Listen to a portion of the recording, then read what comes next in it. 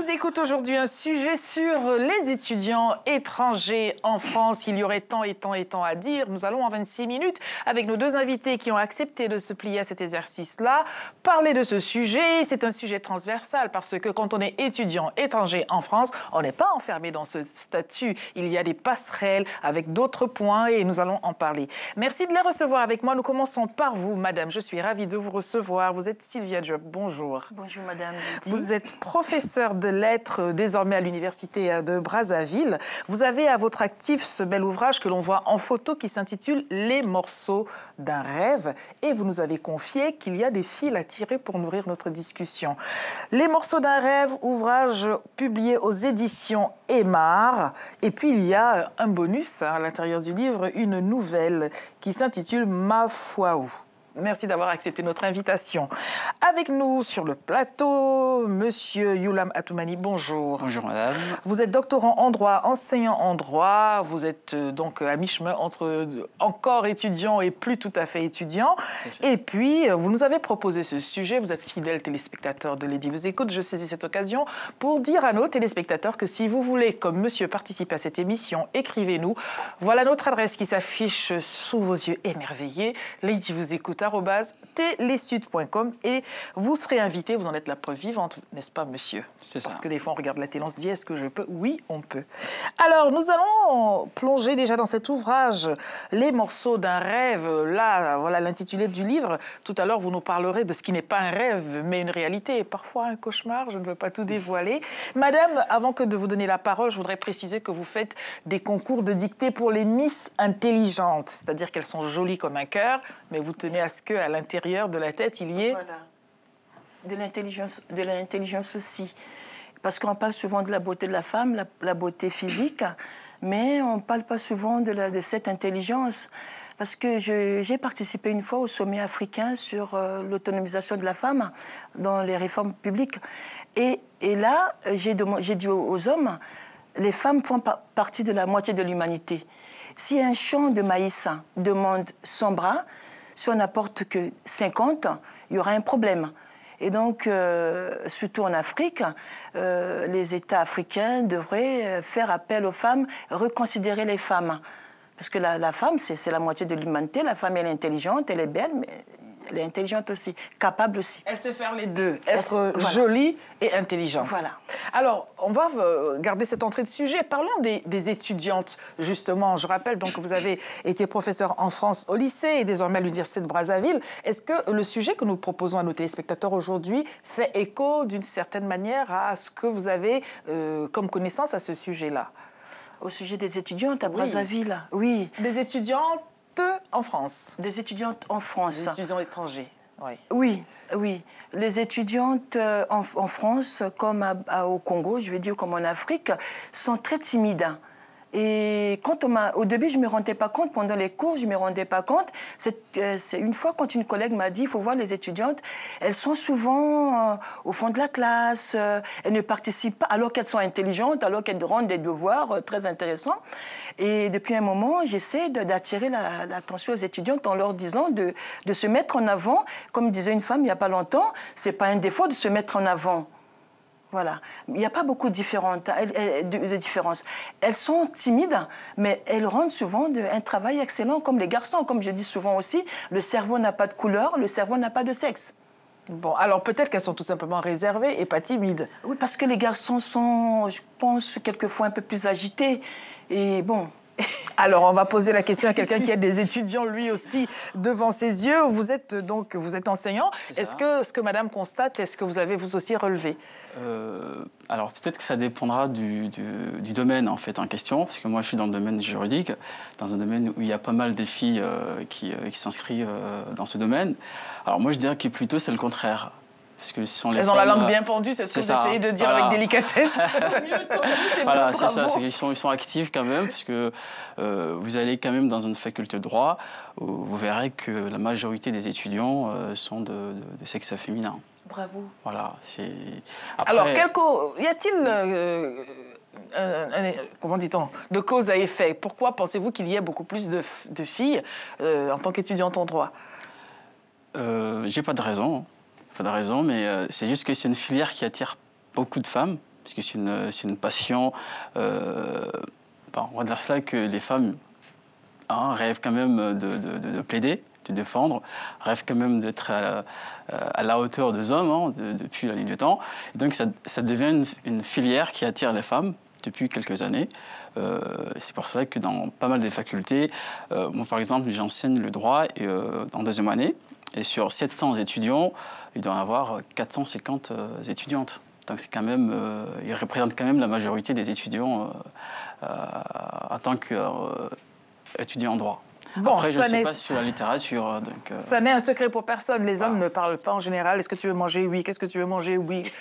Mais si vous prenez la télécommande, vous allez les entendre. Alors, vous nous avez proposé ce sujet. Pourquoi? Parce que j'ai découvert que c'est un sujet qui n'est pas abordé. Abordé, certes, mais pas assez pour que ça permette d'élucider quelques éléments. Quels sont les points que vous auriez voulu faire partager à nos téléspectateurs aujourd'hui? Alors, c'est déjà sur le parcours d'un étudiant étranger en France. Oui. Voilà, c'est-à-dire que ce qu'il raconte, quelles sont les contraintes qu'il découvre une fois sur place, ici en France.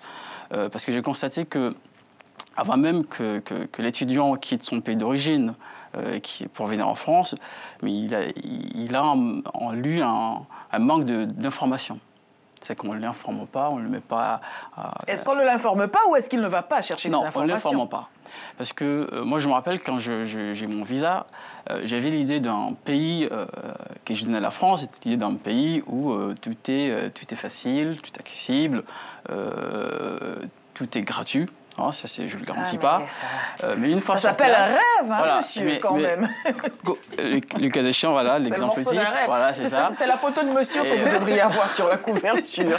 Mais c'est ça le problème, parce que j'estime que nos dirigeants, que ce soit le pays d'envoi, que ce soit le pays d'accueil, n'informent pas assez aux étudiants sur les contraintes qu'on pouvait rencontrer sur place.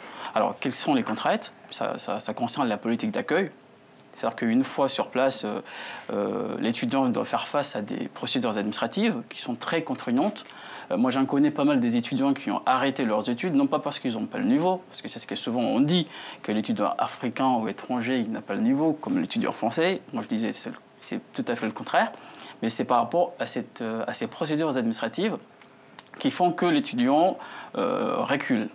Alors, ça pourrait être quoi? Ça pourrait être le fait que, voilà, à un moment donné, on vous refuse de renouveler votre séjour pour des motifs parce qu'il manque un papier.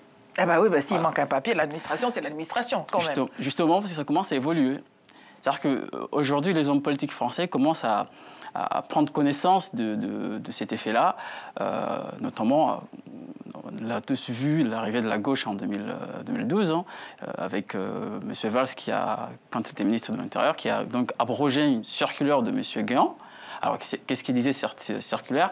C'est d'interdire à un étudiant étranger, une fois finir ses études, de pouvoir travailler en France. Alors, ce qui était contraire quand même à l'enseignement, parce que l'enseignement ne se limite pas à la théorie.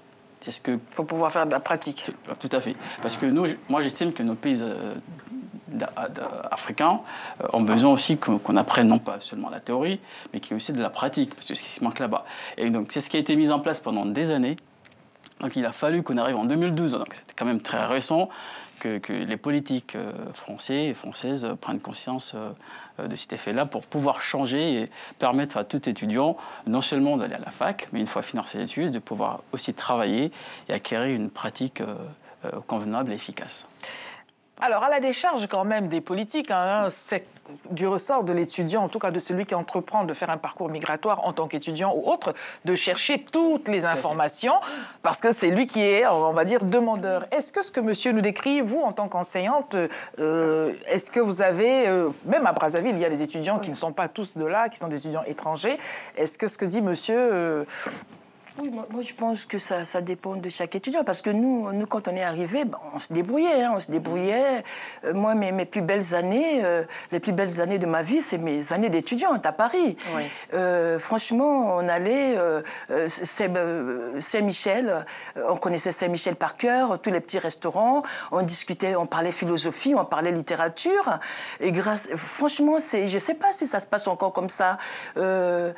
Avec les études, on allait dans les petits restaurants. Donc, on se débrouillait, quoi. Il n'y avait pas besoin que quelqu'un soit derrière nous pour des papiers. On savait, on se renseignait.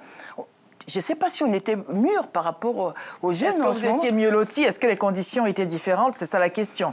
Alors, quel est celui des aspects qui correspond au sujet dont nous parlons dans votre ouvrage, hein, Les morceaux d'un rêve? Oui, dans Les morceaux d'un rêve, en fait, le lecteur va petit à petit découvrir l'Afrique grâce au débat des étudiants, parce que c'est ça qui me plaisait aussi.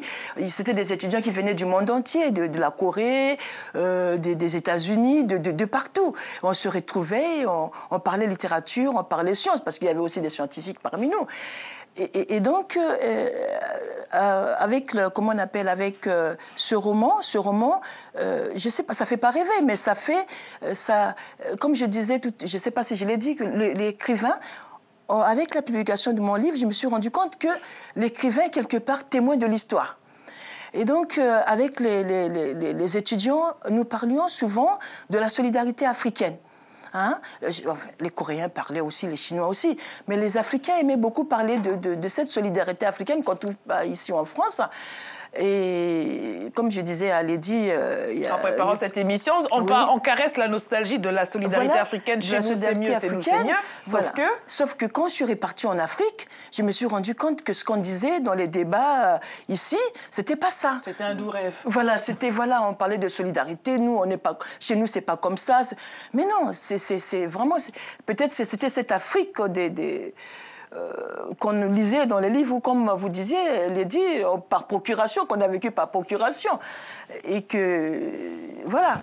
Alors, monsieur, est-ce que ce que madame vous dit vous interroge tout de même? On a toujours l'illusion que chez soi, c'est mieux, et ici, c'est trop compliqué, la solidarité, l'hospitalité. Est-ce que vous êtes d'accord avec elle ou pas du tout? Moi, je dirais que pourquoi nous vivons ici, alors, si chez nous, c'est mieux? Alors, moi, c'est pas que je suis pas d'accord, mais je suis de ceux qui pensent que chez nous, il y a un problème. Voilà. Cette solidarité que madame évoque, certes, peut-être que ça existait au préalable des années, mais peut-être que nous, avec cette nouvelle génération, nous, on l'a pas vécu. Moi, j'ai pas vécu cette solidarité parce que... Pour vous, la solidarité, ce serait quoi, justement? Pour moi, la solidarité, alors, ça pourrait être politique. C'est-à-dire qu'il faut aussi que nos gouvernants aussi s'intéressent aussi aux étudiants. Il faut aussi que ça soit aussi social. C'est-à-dire que, par exemple, aujourd'hui, moi qui suis dans un domaine un peu plus élevé, par exemple, qui suis avancé dans mes études, que je aussi m'engage aussi pour aider, orienter aussi ceux qui vont venir derrière moi. Alors, tout ceci, ça n'existe plus aujourd'hui, donc ça, c'est une réalité, il faut le dire. Parce que maintenant... Alors, qu'est-ce qui fait obstacle à la mise en place de ce que vous venez de décrire? Parce que si on n'a pas d'incidence sur les politiques, au moins, à sa mesure humaine, on peut mettre en place des choses. Tout à fait. Il y a des associations étudiantes qui ont été mises en place très récemment et qui d'ailleurs, grâce à elles, maintenant, les choses commencent à évoluer, à s'évoluer. Donc, je pense que c'est... Là, je suis d'accord, je pense qu'il faudrait qu'il y ait une solidarité sociale, peut-être. Ça pourrait quand même faire avancer les choses, notamment en mettant en place des associations ou des comités ou des comités de soutien ou des groupes d'individus qui font en sorte à ce que la nouvelle génération qui vont arriver, y compris moi, parce que moi aussi je fais partie de cette nouvelle génération, soit aussi en mesure aussi de concurrencer aussi les autres cultures, les autres coutumes. Alors, une question tout de même. Est-ce que vous pensez qu'on vit ces difficultés de la même manière selon qu'on est un homme ou une femme? Alors, moi, question à laquelle vous vous attendiez en venant sur ce plateau. Tout à fait. Sauf que, toujours convaincu dans ma tête que l'homme et la femme sont tous égaux. Oui, mais sauf que quand il y a une difficulté, est-ce qu'elle est vécue de la même manière? Y a-t-il plus d'acuité ou pas, selon qu'on est d'un côté ou de l'autre? Alors, je pense que c'est en prenant compte des cas d'espèce. Il faut avoir une histoire très précise. Vous avez parlé des difficultés administratives, par exemple, du manque de solidarité. Oui, c'est vrai qu'à la préfecture, j'ai déjà rencontré voire même des femmes pleurer devant des agents de la préfecture. Alors que peut-être rarement pour un homme, on pourrait surmonter... Mais est-ce que c'est parce qu'on ne pleure pas que c'est moins grave, ou est-ce que ça se mesure au litre de lacrymal, tout de même. Madame, est-ce que les étudiantes, vous avez été étudiante ici, vous entendez ce que nous dit monsieur, vous êtes encore enseignante. Y a-t-il des spécificités qui vont faire que on est étudiant, on va parler de la précarité quand même, hein, ça n'est un secret pour personne, qu'en tant qu'étudiant, on ne gagne pas encore sa vie, on veut continuer à faire ses études, parfois on veut faire un petit boulot, et parfois on peut faire des boulots qui sont des voies compliquées. Oui, donc pleurer ou pas, ça fait mal quand on arrive à la préfecture, un étudiant à qui on dit que non, on ne peut pas renouveler la carte de séjour alors que l'étudiant travaille. Au niveau de la solidarité, déjà, comme on a dit, nos États devaient venir en aide aussi aux étudiants qu'ils envoient en France, enfin à l'étranger. Qu'ils ne les envoient pas. Ou qu'ils ne les envoient pas. Mais quand on envoie aujourd'hui, c'est vrai que j'ai travaillé, j'ai enseigné pendant 20 ans en France, mais aujourd'hui, je suis répartie au Congo, où j'organise des concours de dictée, et samedi 16, il y aura encore un concours, et ça pousse les étudiants. C'est une solidarité, parce que ça pousse les étudiants à travailler, parce qu'après, au final, il y a des cadeaux, il y a des livres, des dictionnaires, puis on fait la fête. Il n'y a pas beaucoup de différence entre les étudiantes et les étudiants. C'est vrai que j'entendais les étudiants dire qu'il y a plus de facilité pour une étudiante d'avoir un peu plus d'argent parce qu'elle a le courage de demander de l'aide par rapport aux garçons. Hein. C'est vrai. Vous êtes d'accord avec cela? Oui, tout à fait, oui. Et pourquoi les garçons ne demandent-ils pas ce dont ils ont besoin? De quel courage parle-t-on? Alors après, ça dépend. Je pense que ça dépendra des cultures et des coutumes. Alors c'est vrai que pour moi qui suis un Africain, il serait mal vu en tant qu'homme d'aller demander de l'aide maintenant mes parents, alors que j'ai mes forces et j'ai les moyens de travailler, alors que contrairement à une femme, oui, les parents ils sont quand même contents de voir que leur fille demande de l'aide à ses parents. C'est tout à fait logique en fait. Après, je ne sais pas pour les autres cultures, comme je le dis, tout dépend du pays en question. Mais voilà. Mais quand on regarde ici en Occident, que ce soit un homme ou une femme, je pense que c'est pareil. Je pense qu'ils travaillent. Alors, il y a quand même un point qu'on ne peut pas ne pas aborder. Et les étudiants, encore, je le disais tout à l'heure, ont des réalités qu'ils doivent pouvoir gérer. Ils n'ont pas forcément une source de revenus puisqu'ils ne sont pas encore vraiment en train de travailler, même s'ils ont un petit boulot. Ils doivent payer leur chambre, ils doivent se nourrir, ils doivent, rien que cela subvenir à leurs besoins. Et pour les étudiants étrangers, parfois, ils sont déjà la source de revenus, quand bien même ils n'en ont pas, pour la famille restée au pays. Et ainsi, parfois, il va s'ouvrir à eux certaines voies. On peut en parler, sinon on fait la langue de bois et ça n'est pas dans les 10 vous écoute. Des fois, on entend parler de prostitution. Bon an, mal an, en avez-vous entendu parler sans citer de nom? Oui ou non? Non. Jamais. Pour les étudiants qui Avez-vous? Oui, non, oui. Pour moi, non. Jamais vous n'en avez entendu parler? Non. C'est une histoire fabriquée par les médias, donc. Madame, en avez-vous entendu parler? Si, des étudiantes françaises, noires. Les étudiants, on a dit les étudiants. Les étudiantes, oui, ça arrive. Des étudiantes, quand j'étais étudiante aussi, il y avait des filles qui préféraient l'argent facile que d'aller, par exemple, garder une mamie. Voilà, donc oui, c'était clair. Hein, entre nous, il y en avait qui préféraient sortir avec des médecins que d'aller garder une mamie. Oui, il y a eu des conséquences graves aussi à la suite de tout ça. Oui. Et d'ailleurs, à ce sujet, vous nous confiez, Sylvia, dans votre ouvrage, vous abordez aussi, alors comment l'avez-vous intitulé d'ailleurs, la sexualité des jeunes. On ne va pas tout dévoiler parce qu'il faut quand même que chacun achète son livre et le lise. Mais enfin, à ce sujet-là, quel est le point qu'on peut partager? Oui, j'ai toujours été choquée par la sexualité non contrôlée en Afrique. Je ne sais pas dans les autres pays. Hein, débridée, sexuelle, non contrôlée, qu'est-ce que ça désigne exactement? Je fais sourire, monsieur. Il répondra tout à l'heure, mais qu'est-ce que vous désignez par là? C'est vrai que, je vais vous dire, par exemple, j'étais étudiante en France, j'ai été professeure pendant 20 ans en France, c'est vrai. Mais quand je repars en Afrique, Je ne dis pas que les Africains sont des gens bien. Hein. On est tous pareils, hein, les êtres humains. Hein. Il y a d'ailleurs, dans le roman, on parle aussi des viols au niveau des familles françaises. Hein. Dans le livre, on en parle aussi. Donc, pour vous dire qu'on est tous des êtres humains. Mais ce qui me choque en Afrique, c'est cette sexualité non contrôlée. C'est-à-dire, dès qu'on voit chez les Africains, je ne sais pas, à Brazzaville, au Sénégal, où j'ai vécu aussi, dès qu'on voit une femme, tout de suite, quand on vous parle ou on vous salue, on a l'impression d'avoir, je sais pas, Ah, il faut dire les choses, madame. Je sais pas, c'est comme si il y avait le sexe dans la tête de ces gens qui vous saluent ou qui vous... je sais pas. Alors, une volonté par les hommes de s'approprier toute femme. Est-ce que c'est ce que vous voulez dire? Il y a ça aussi, il y a ça aussi. Et aussi, même jusqu'à maintenant, je vois, même dans les universités, hein, où les filles, les pauvres, bon, les pauvres, parce que peut-être il y en a qui cherchent, mais qui se laissent faire pour avoir de bonnes notes. Je dis, c'est dommage. Sous d'autres aussi, on parle de notes sexuellement transmissibles. En aviez-vous entendu parler, monsieur? C'est-à-dire qu'à la fac, à l'université, c'est ça? De notes sexuellement transmissibles. Oui, bien sûr, ça existe. Ça existe. Ça existe. Après, pour des raisons de confidentialité, je ne peux pas évoquer ce sujet, peut-être que sur ce plateau, mais... mais on ne demande pas de citer quelques noms que ce soit. Mais oui, ça existe qu'il y ait des profs qui vont avec des étudiantes pour des raisons des notes, pour que ces étudiantes obtiennent des notes. Oui, ça existe. Que d'ailleurs, je me rappelle aussi que j'ai eu des cas où certains enseignants ont été quand même licenciés à cause de à cause de cela. Après ça aussi, c'est... Moi, je ne sais pas à qui la faute.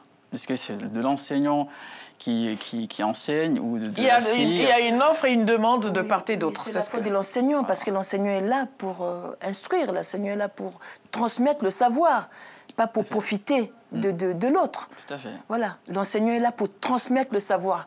Même s'il subit une forte pression de part... Voilà, on est là pour... On a reçu, le peu qu'on a reçu, ou si on a reçu beaucoup, moi je parle du peu que j'ai reçu, mon devoir c'est de le transmettre. Absolument. Voilà. Et même, il y a eu des étudiants qui m'ont demandé si je pouvais recevoir de l'argent en contrepartie des notes. J'ai dit non. Si vous voulez, il n'y a pas de souci. Moi, je vous accorde l'après-midi, une après-midi où on travaille.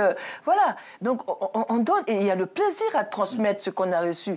Et donc, je dis ça à mes collègues, quoi. C'est dommage de se comporter comme ça, parce qu'après, on met tous les profs dans le même sac.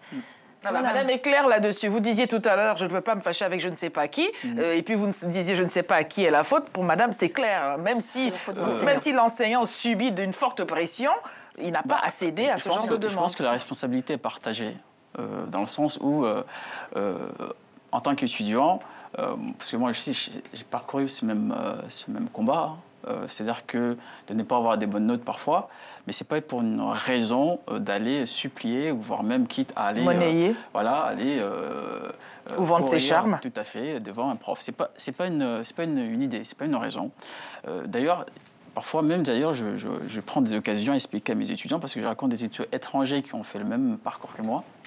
Je leur explique le combat qu'on attend d'eux, qu'ils doivent mener ici en France. C'est-à-dire que d'un étudiant, des cellules qui doit travailler le week-end pour pouvoir payer son loyer, pour pouvoir payer ses études, et de celui encore en même temps dans la semaine pour pouvoir aller aussi à la fac. Donc c'est-à-dire que tous ces deux moyens, ils sont synonymes. C'est-à-dire que l'un ne peut pas aller sans l'autre, ils sont cumulatifs. C'est-à-dire que quand on est étudiant étranger, il faut toujours se dire que pour réussir dans mes études, il faut que je travaille à côté, pour financer mes études, pour aller découvrir une autre culture, parce que c'est ce qui va me permettre. Moi, je le remercie aussi parce que pendant que je passais ma licence, je travaillais pendant des années au Monoprix en tant que caissier. Et je suis fier de le dire parce que non seulement ça m'a permis de payer mes études à côté, mais ça m'a permis aussi de découvrir un autre monde, qui est le monde occidental. À chaque fois de pouvoir encaisser des gens, je découvre comment ils sont, comment ils se comportent. Et c'est tout ce que moi, je dis ça à ces étudiants-là, qu'il ne faut pas se précipiter ou il ne faut pas vouloir toujours réussir en obtenant des notes facilement. Non, il faut toujours travailler parce que c'est un plaisir d'obtenir quelque chose en travaillant.